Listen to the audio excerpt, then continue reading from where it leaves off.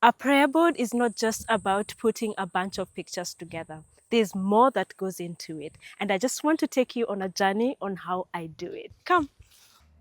First, I reflect on the year that has just passed. I ask myself, what has worked? What didn't work?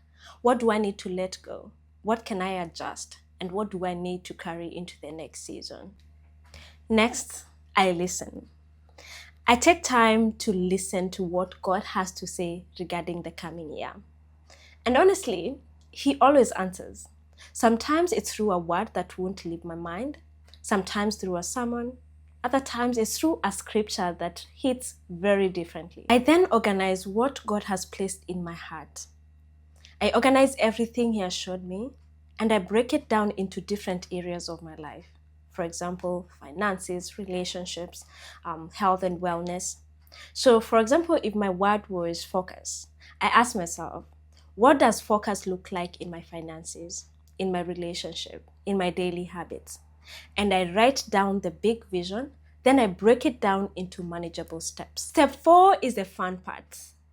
This is where we get creative.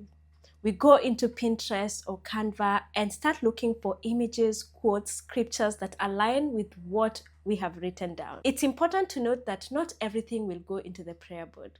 The board is for the big vision, not every tiny detail. For example, if one of my goals is to get better in managing my money, I'll choose an image that represents financial growth or stability. But the smaller goals that support that vision, like investment schedules, specific ETFs, and budgeting plans, they don't need to go on the board.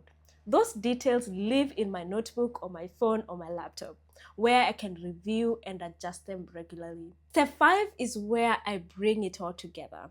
I print photos, I get a canvas board, I get a photo frame like for this year. And listen, if you're on a budget, you can still get creative. Get a piece of carton and cover it with a white paper, and boom, you have your board and you can stick your photos there. You can also do a digital version on Canva if that works better for you. This year, I have decided to add a calendar onto my prayer board. This will help me put timelines to my goals and actually track the small steps along the way. Step 7 is the most important one.